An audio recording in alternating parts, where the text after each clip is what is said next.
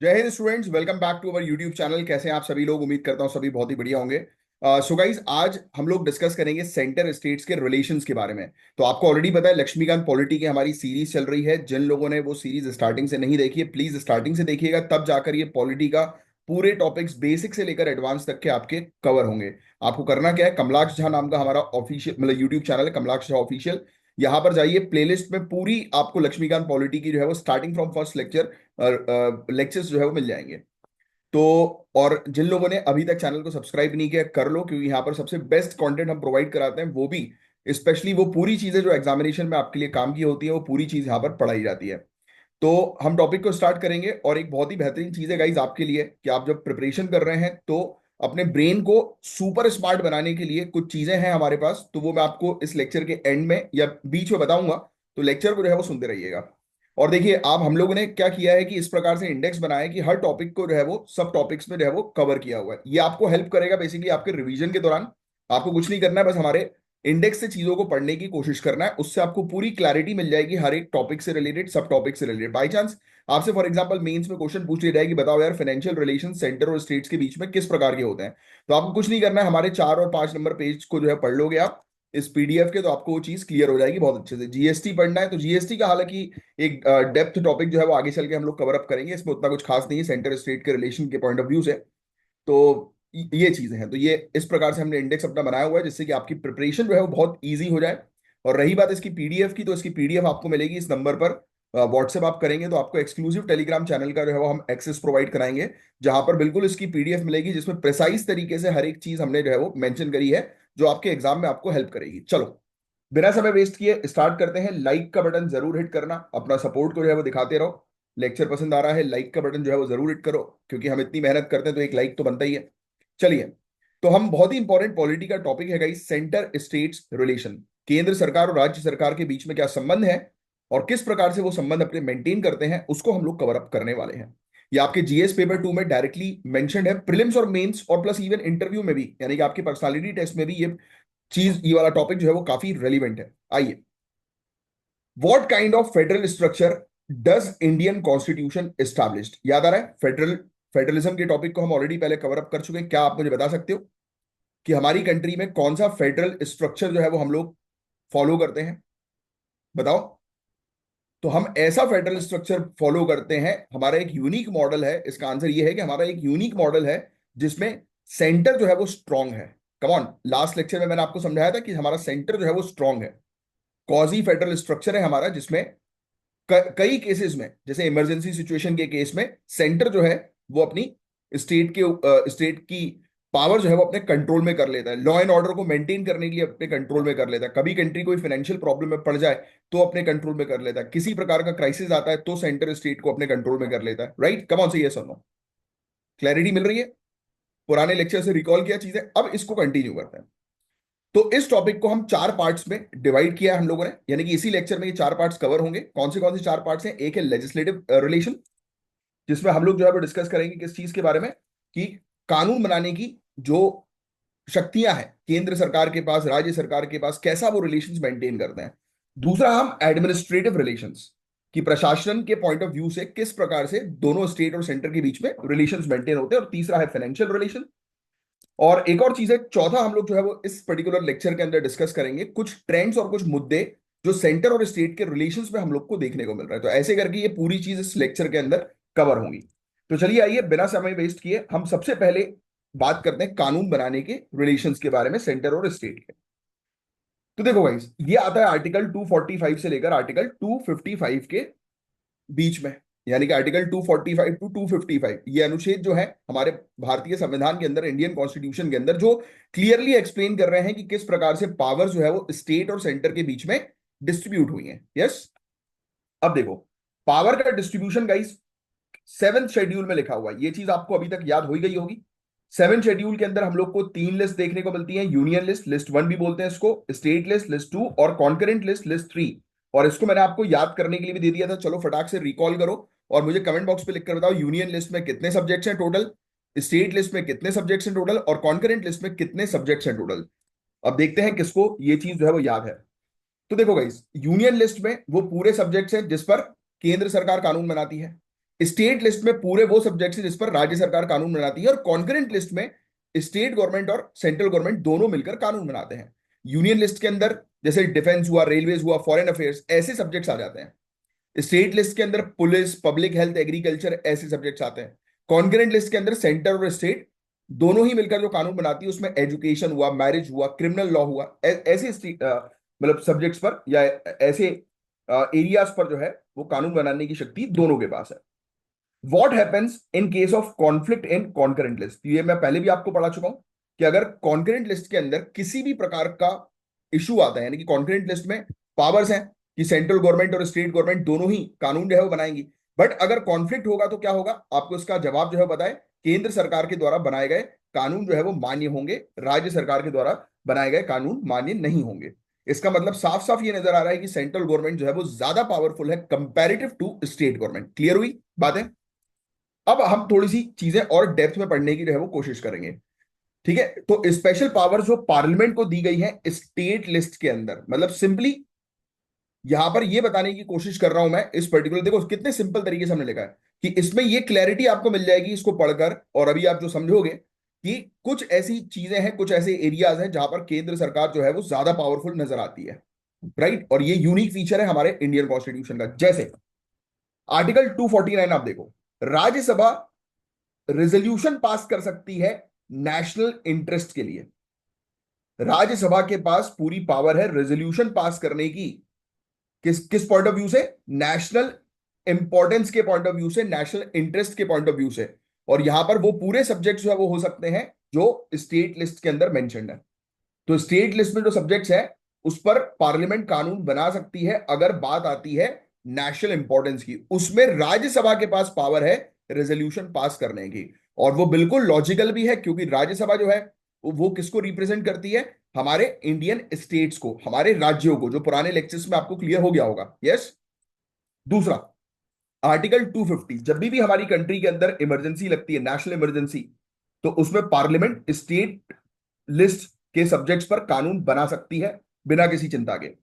तीसरा point, article 252, दो या दो से ज्यादा स्टेट जो है वो अगर रेजोल्यूशन पास कर दें और वो रिक्वेस्ट करें पार्लियामेंट को कि भैया देखो हमारे जो सब्जेक्ट्स हैं, जो हमें पावर दी गई है संविधान के तहत कि स्टेट लिस्ट में मौजूद सब्जेक्ट्स पर जो है वो हम कानून बना सकते हैं, तो हमारे जो सब्जेक्ट्स हैं भैया आप उस पर कानून बना लो।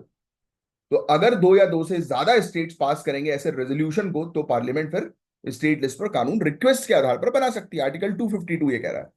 आर्टिकल 253 जो है वो क्या कह रहा है, अगर कोई इंटरनेशनल ट्रीटी को इंप्लीमेंट करना हो, यानी कि भारत ने किसी विदेशी कंट्री के साथ कोई ट्रीटी करी हो, या किसी जैसे यूनाइटेड नेशन के साथ कोई पर्टिकुलर यूनाइटेड नेशन के कानून को रेक्टिफाई करना हो, हमें लागू करना हो कंट्री में, और वो कानून कुछ इस प्रकार का हो कि वो स्टेट लिस्ट में मौजूद सब्जेक्ट से रिलेटेड हो, तो भी उस आधार पर, इंटरनेशनल एग्रीमेंट के आधार पर, पार्लियामेंट जो है वो स्टेट लिस्ट पर मौजूद सब्जेक्ट्स पर कानून बना सकती है। क्लियर, क्लैरिटी मिली? फिर लास्ट, प्रेसिडेंट रूल, आर्टिकल 356, अगर स्टेट, पूरी स्टेट में या स्टेट के किसी पर्टिकुलर एरिया में अगर प्रेसिडेंट रूल इंपोज होता है, तो उस पर ऑब्वियस सी बात है कि पूरी पावर जो होगी वो केंद्र सरकार के पास होगी। तो अभी तक आपने क्या सीखा इसमें कि ये सब एरियाज हैं जिन एरियाज पर सेंट्रल गवर्नमेंट स्टेट लिस्ट में मौजूद सब्जेक्ट्स पर कानून बनाने की पूरी शक्ति रखती है। ठीक है, और जैसे ऐसे ही एक जीएसटी का कानून लाया गया आर्टिकल 252 के तहत। राइट, आर्टिकल 252 में जीएसटी जो है वो कैसे लाया गया कि दो या दो से ज्यादा स्टेट्स ने जो है वो रेजोल्यूशन पास किया और पार्लियामेंट को जो है वो कहा कि आप हमारे लिस्ट में मौजूद जो सब्जेक्ट्स हैं उस पर कानून बना, तो ऐसे करके GST is the biggest example. तो ये चीज हम लोग को जो है वो देखने को मिल रही है। अब एक आर्टिकल 254 के अंदर एक हम लोग को डॉक्ट्रिन ऑफ रिपग्नेंसी ये देखने को मिलती है, या रिपग्नेंसी इसको जो है वो बोलते हैं। राइट, तो अगर कोई स्टेट का कानून कॉन्फ्लिक्ट करता है सेंट्रल लॉ के साथ, राइट, कॉन्करेंट लिस्ट के अंदर, तो सेंटर प्रिवेल करेगा, जो मैं आपको ऑलरेडी पहले बता चुका हूं। और ये सिद्धांत जो होता है वो रिपग्नेंसी का सिद्धांत होता है। अगर बाई चांस आपसे क्वेश्चन आ जाए कि यार ये सिद्धांत जो है रिपग्नेंसी का, ये किससे रिलेटेड है, तो आर्टिकल 254 आपको जो है वो ध्यान में रखना है, और कॉन्करेंट लिस्ट का ये पॉइंट ध्यान में रखना है। क्योंकि देखो जनरली ये बात सभी को पता है कि कॉन्करेंट लिस्ट में अगर कॉन्फ्लिक्ट होगा तो कौन प्रिवेल करेगा, सेंटर प्रिवेल करेगी। बट इसका सिद्धांत किससे रिलेटेड है ये ज्यादातर लोगों को नहीं पता, क्योंकि लोग ध्यान से नहीं पढ़ते। और आप लोग मुझसे जुड़े हुए हैं तो आपकी हर एक चीज मैं क्लियर करता हूं, तो ये डॉक्ट्रिन का नाम जो है वो आपको ध्यान में रखना है, जो हमारे नोट्स में मैंने आपको देखो कितने अच्छे से जो है वो दे दिया। अब नेक्स्ट आता है आपका एडमिनिस्ट्रेटिव रिलेशंस। प्रशासनिक तौर पर किस प्रकार से रिलेशंस हम लोग को सेंटर और स्टेट के बीच में देखने को मिलते हैं, तो इसका जिक्र किया गया है इन्होंने आर्टिकल 256 से लेकर आर्टिकल 263 में। राइट, एडमिनिस्ट्रेटिव रिलेशंस को प्रॉपर तरीके से डिफाइन किया गया है कि कैसे सेंटर और स्टेट गवर्नमेंट जो है वो कोऑपरेट करती है, कोऑर्डिनेट करती है शासन करने में, है ना। तो अब इसमें आप देखिए कुछ चीजें अगेन कि सेंटर जो है वो कैसे स्टेट्स के ऊपर कंट्रोल कर रही है, because these are important things जो एग्जाम में अक्सर आती हैं, इसलिए हमने वो चीज शामिल करी है आप लोगों के लिए, जिससे क्लैरिटी मिले और बिल्कुल आप हमारे लेक्चर्स को पढ़कर नोट्स को रिवाइज करके सिलेक्शन जो है वो लें। और this is called the smart studies, कि आपको हर एक चीज जो है वो कवर अप करने की जरूरत नहीं है। मेरे को 10 साल से ज्यादा का experience, I am providing you those things that will going to help you in your examination. अब सुनो, केंद्र सरकार का कंट्रोल राज्यों के ऊपर कैसे होता है।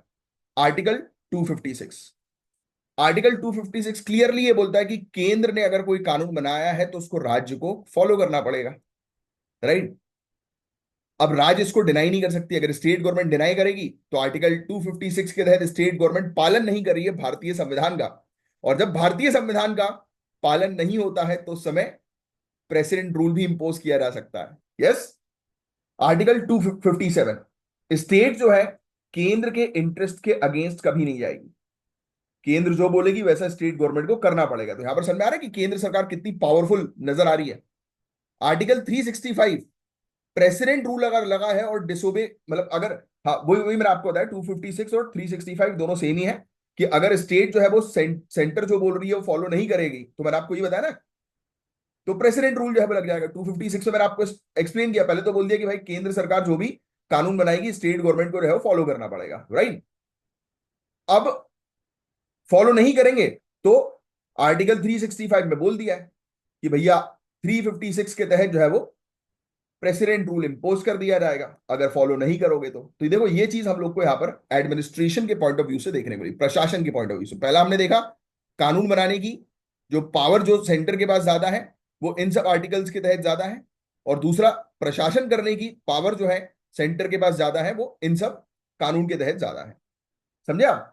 अब कुछ चीजें ऐसी होती हैं कि कोऑर्डिनेशन वाली, अगर आपसे क्वेश्चन पूछा जाए कि कोई ऐसी चीज है हमारे भारतीय संविधान में जो ये बताती है कि तालमेल बनाए रखा जाए, बैलेंस बनाया जा सके, तो यस, है inter state council. Article 263 very very important. क्या है इंटर स्टेट काउंसिल।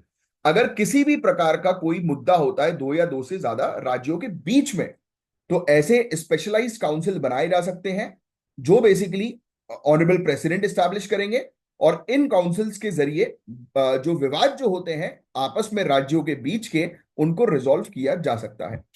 राइट, तो ऐसे जोनल काउंसिल्स होते हैं। राइट, स्टेट रीऑर्गेनाइजेशन एक्ट 1956 के अंडर स्टैब्लिश किए गए थे 5 zonal council, north south east west और सेंटर के।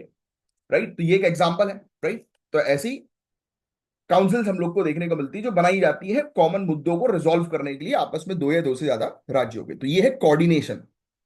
ऐसे ही ऑल इंडिया सर्विसेज, जिसकी आप लोग में से काफी सारे लोग तैयारी कर रहे हैं, आईएएस आईपीएस आईएफएस, ये सर्विस किसके द्वारा रिक्रूट की जाती है, केंद्र सरकार के द्वारा। अच्छा, कौन रिक्रूट करती है, बहुत इजी क्वेश्चन है, फटाक से लिख दो उसका आंसर अभी क्या, अभी बात करते करते हैं। कौन कंडक्ट करती है इसका एग्जामिनेशन, लिख दो फटाक से, है ना। तो सेंट्रल गवर्नमेंट जो है वो रिक्रूट करती है आईएएस आईपीएस आईएफएस को अंडर स्टेट गवर्नमेंट्स, क्योंकि आपको कार्डर जो मिलेगा वो स्टेट का कार्डर मिलेगा, आप स्टेट में जाकर जो है वो सर्व करेंगे। हाँ, सेंट्रल डेप्यूटेशन भी आपका होगा जब आपको मिनिस्ट्रीज के अंडर जो है वो काम करने का मौका जो है वो दिया जाएगा आगे चल के। और स्टेट्स इन ऑफिसर को रिमूव नहीं कर सकती, that is called the job security. और इंश्योर किया जाता है कि एडमिनिस्ट्रेटिव यूनिफॉर्मिटी पूरे इंडिया में बनी रहे, यानी कि ऑल इंडिया सर्विसेज ये इंश्योर करती है। अगर आपसे पूछे कि ऑल इंडिया सर्विसेज की इंपॉर्टेंस क्या है, तो ये वो इंश्योर करती है कि हमारी पूरी कंट्री के अंदर जो प्रशासन जो है वो यूनिफॉर्म चले, क्योंकि सबकी ट्रेनिंग एक साथ एक तरीके से होती है। सबको समय समय पर ट्रेनिंग के लिए बुलाया जाता है, जैसे आपको आगे चल के बुलाया जाएगा तो उसमें आपको ट्रेन इस प्रकार से किया जाएगा कि आप पूरे इंडिया में कहीं पर भी हैं तो आप वैसे ही सेम तरीके से ऑपरेट करें हर जगह पर। इसीलिए ये ट्रेनिंग होती है और ये टॉप मोस्ट ऑफिसर्स होता है। राइट, तो ये देखो आप, तो सेंटर जो है वो प्रशासन में भी पावरफुल हो गई। तो आपने देखा कानून बनाने में भी सेंटर पावरफुल है, प्रशासनिक तौर पर भी पावरफुल है। अब बात करते हैं फाइनेंस। फाइनेंस के लिए तो आप जानते ही हैं स्टेट गवर्नमेंट को कई बार केंद्र सरकार के ग्रांट्स के ऊपर डिपेंडेंट रहना पड़ता है। याद है ना, पिछली क्लासेस में हमने डिस्कस किया। रिकॉल करो चीजों को, और रिकॉल नहीं कर पा रहे हो तो उसके लिए मेरे पास एक सोल्यूशन है, लेक्चर के एंड में बताऊंगा। और घंटों तक नहीं पढ़ पा रहे हो उसका भी सोल्यूशन है। तो वो जरूर सभी लोग जो है वो उस चीज को जो है वो कंज्यूम करना शुरू करो, मजा आएगा आपको। आपके अंदर खुद 15 दिन में चेंजेस जो है वो नजर आएंगे। जितना भी आपकी कैपेसिटी है ना, वो कैपेसिटी आपकी 200 टाइम्स बढ़ जाएगी, गारंटीड। एक बार ट्राई करके देखो, आपको खुद जो है वो रियलाइजेशन होगा। चलो, फॉर एग्जाम्पल आप अभी 2 घंटे पढ़ने के बाद आपको जो है वो आपका दिमाग जो है वो इधर उधर होने लगता होगा। वो चीज के बाद आप फोकस के साथ जो है पढ़ाई कर पाओगे, पूरे कॉन्सेंट्रेशन के साथ घंटों तक आप बैठोगे। इतनी बेहतरीन चीज है वो। चलो, और थकोगे नहीं, सबसे बढ़िया बात तो ये। अब financial relations govern by article 268 to 293। Article 268 से लेकर आर्टिकल 293 में फाइनेंशियल रिलेशंस की जो है बात की गई, डिफाइन जो है वो किया हुआ है प्रॉपर तरीके से। टैक्सेशन को और सेंटर और स्टेट के बीच में पैसा जो है वो किस प्रकार से डिस्ट्रीब्यूट जो है वो करना है, वो प्रॉपर तरीके से डिफाइन किया गया। अब देखो, टैक्स के अलग अलग टाइप्स होते हैं। पहला मैं आपको बताऊं, levied and collected by centre और शेयर्ड। जैसे इनकम टैक्स हुआ, एक्साइज टैक्स हुआ, आर्टिकल 270 के तहत आता है ये, ठीक है। एक्साइज ड्यूटी हुई यूनियन की, या इनकम टैक्स हुआ जो सभी लोग पे करते हैं। अब इसको टैक्स लगाया जाता है और कलेक्ट किया जाता है किसके द्वारा? केंद्र सरकार के द्वारा। केंद्र सरकार ही टैक्स लगाएगी कि किसके ऊपर कितना इनकम टैक्स बनेगा, किसको एक्साइज ड्यूटी कितनी पे करनी पड़ेगी। तो वो केंद्र सरकार डिसाइड करती है, वो लागू करती है, लगाती है। कलेक्ट भी केंद्र ही करती है, अपने पास वही जमा करती है। और जब जमा हो जाता है तो फिर वो डिस्ट्रीब्यूट करती है। तो अगर बात आ रही है इनकम टैक्स की, अगर आप बात की जा रही है यूनियन एक्साइज ड्यूटी की, तो ये जो टैक्सेस हैं ये केंद्र सरकार जो है वो लागू करती है। केंद्र सरकार ही कलेक्ट करती है और शेयर करती है। यहां पर क्वेश्चन ऐसा बनता है कि भाई बताओ, इनकम टैक्स है वो किसके द्वारा लागू किया जाता है, कलेक्ट किया जाता है? तो केंद्र सरकार के द्वारा ही लागू भी किया जाता है, कलेक्ट भी किया जाता है, बट फिर बाद में स्टेट्स के साथ उसको शेयर किया जाता है। ऐसे ही next, levied and collected by centre only. Customs और कॉर्पोरेशन टैक्स, कंपनी वाले जो टैक्स होते हैं ना, देखो, taxes levied and collected by centre but given to states. तो ये भी कस्टम ड्यूटी हुई, कॉर्पोरेट टैक्स हुआ, ये भी स्टेट सेंटर गवर्नमेंट कलेक्ट करती है, लागू करती है, और फिर बाद में स्टेट्स को जो है वो एज इट इज दे दिया जो है वो जाता है। राइट, क्योंकि कंपनीज जो है वो स्टेट गवर्नमेंट जो है वो मैनेज करती है। राइट, तो वो इसलिए फिर इसके अलावा एक पर्टिकुलर स्टेट्स को जो है वो दिया जाता है जहां से वो कलेक्ट हुआ। अब सुनना, टैक्सेस लागू की जाती है, कलेक्ट की जाती है जो स्टेट्स के द्वारा, वो कौन से हैं? लैंड रेवेन्यू, स्टेट एक्साइज और सेल्स टैक्स। ये पूरी चीजें हम लोग को जो देखने को मिलती हैं। अब तो जीएसटी जो है वो आ गया है, तो वो उसमें सेंटर का मेन रोल रहता है। राइट, तो ये पूरी चीजें, अगर आपसे लैंड रेवेन्यू पूछेंगे, स्टेट एक्साइज पूछेंगे, है ना, तो आपको ध्यान में रखना है कि ये स्टेट ही लागू करती है और स्टेट ही कलेक्ट करती है। ये बहुत इंपॉर्टेंट चीजें जो अक्सर एग्जामिनेशन में आएंगी। अब कुछ ऐसे टैक्सेस होते हैं जो लगाती तो केंद्र सरकार है, बट कलेक्ट किया जाता है और यूज किया जाता है उसका पैसा स्टेट्स के द्वारा। जैसे कि स्टैंप ड्यूटी हुई, है ना, मेडिकल या टॉयलेट प्रिपरेशन जो होती हैं उसमें एक्साइज जो लगाई जाती है, तो वो लगाती केंद्र सरकार है। केंद्र सरकार बताती है कि इसमें कितना टैक्स लगना है, राइट, जिससे कि यूनिफॉर्मिटी बनी रहे ऑल ओवर इंडिया। बट इसको कलेक्ट करेगी और उस पैसे का उपयोग किया जाएगा स्टेट्स के द्वारा। तो देखो कितनी क्लैरिटी के साथ पूरी चीजें जो है वो डिस्क्राइब की हुई हैं हमारे कॉन्स्टिट्यूशन के अंदर। अब आप मुझे बताओ, टैक्स अभी तक आपने पढ़ा, टैक्स शेयरिंग को लेकर कौन सा आर्टिकल देखने को मिलता है? Tax sharing, article 270। Article 270 tax sharing से रिलेटेड हम लोग को जो है वो देखने को मिल रहा है। तो ये फैक्ट जो है वो ध्यान में रखेंगे आप, कि आर्टिकल 270 जो है वो किसकी बात कर रहा है? शेयरिंग की जो है वो बात कर रहा है। राइट, तो ऐसे आर्टिकल्स आपको जो है वो थोड़े से ध्यान में रखना है। नेक्स्ट, अब एक होता है grant in aid, article 275। Statutory grants क्या है ये? जो एक पर्टिकुलर स्टेट को दिया जाता है, जो उन्हें हेल्प किया जाए फाइनेंशियली। स्टैट्यूटरी ग्रांट्स कानूनी तौर पर, जैसे पिछड़ा कोई राज्य है, नॉर्थ ईस्टर्न स्टेट्स हैं, हिली स्टेट्स हैं, तो उनको डेवलप करने के लिए कानून जो है वो बनाकर उनको पर्टिकुलरली हेल्प की जाती है। फिर एक होता है डिस्क्रिशनरी ग्रांट्स। ये बेसिकली रिकमेंडेशन जो होता है फाइनेंस कमीशन का, उनके आधार पर जो है वो दिया जाता है। तो ये फैक्ट भी ध्यान में रखेंगे। इससे रिलेटेड है आर्टिकल 275 स्टैट्यूटरी ग्रांट्स और आर्टिकल 282 डिस्क्रिशनरी ग्रांट, जो फाइनेंस कमीशन के रिकमेंडेशन के आधार पर होता है, और फाइनेंस कमीशन आर्टिकल 280 के तहत जो है बनाई जाती है, जो आगे चल के पर्टिकुलरली हम इस फाइनेंस कमीशन के टॉपिक को भी पढ़ेंगे। फाइनेंस कमीशन जो है वो हर 5 साल में अपॉइंट की जाती है और रिकमेंड करती है कि टैक्स जो है वो किस प्रकार से डिस्ट्रीब्यूट हो सेंटर और स्टेट्स के बीच में। तो याद रखना, हर 5 साल में फाइनेंस कमीशन बनती है आर्टिकल 280 के तहत, और इसका काम है ये बताना कि टैक्स किस प्रकार से स्टेट और सेंटर के बीच में डिस्ट्रीब्यूट होंगे। क्या आप मुझे अभी लेटेस्ट फाइनेंस कमीशन का नाम बता सकते हैं कि अभी लेटेस्ट फाइनेंस कमीशन कौन कौन से नंबर की है? 14, 15, 16, कौन, क्या मतलब ऐसा है ना इसका आंसर, प्लस उस फाइनेंस कमीशन के जो है वो चेयरपर्सन का नाम। ये दो चीज आप मुझे कमेंट बॉक्स पर लिखकर बताएं। फिर इसके अलावा जीएसटी की बात करते हैं हम लोग। जीएसटी में हम बात करें अभी ये टॉपिक की सेंटर और स्टेट के रिलेशंस की, तो उसमें आपको सिर्फ एक ही चीज ध्यान में रखनी है कि ये इंप्लीमेंट हुई थी 2016 17 में, सॉरी, आपको इसके बारे में पता ही है। और काफी सारे इनडायरेक्ट टैक्सेस जो मल्टीपल्स थे, तो उसको जो है वो हटा दिया, एक सिंगल जीएसटी जो है वो रख दिया। अब जीएसटी के टॉपिक को आगे और डिटेल में हम लोग कवर अप करेंगे एक पर्टिकुलर लेक्चर में।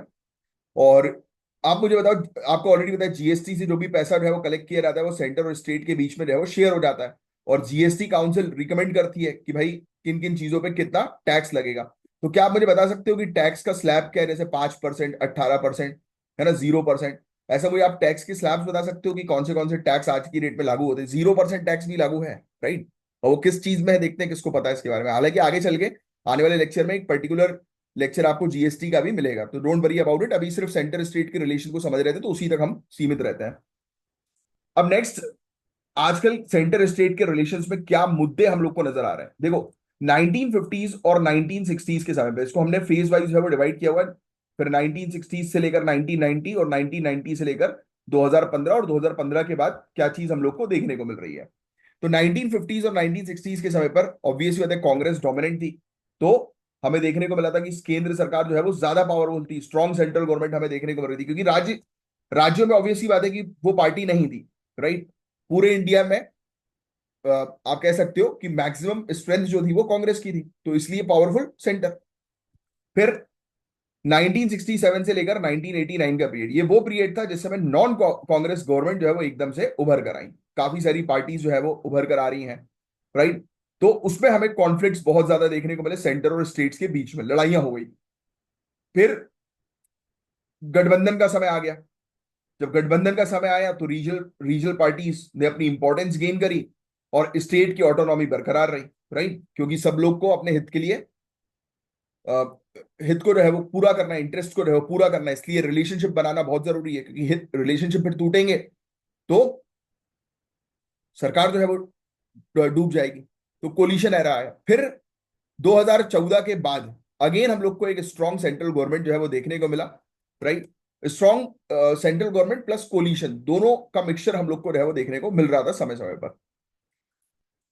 अब इसके अलावा कुछ मुद्दे हैं, जैसे कि गवर्नर रूल, गवर्नर का रोल सेंटर स्टेट के रिलेशनशिप में, मतलब ये बेसिकली क्वेश्चंस क्रिएट करते हैं कि भाई ये तो गलत है। कई बार हम लोग को देखने को मिलता है कि पक्षपात जो है वो हो जाता है, क्योंकि गवर्नर, मैंने आपको ऑलरेडी बताया, गवर्नर जो है वो केंद्र सरकार का जो है वो व्यक्ति है, जैसा केंद्र सरकार बोलेगी वैसा गवर्नर जो है वो करते हैं। यस, याद आ रहा है?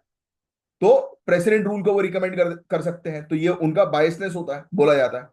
फाइनेंशियल डिपेंडेंस, स्टेट जो है वो आज भी सेंट्रल गवर्नमेंट के ग्रांट्स के ऊपर डिपेंडेंट है।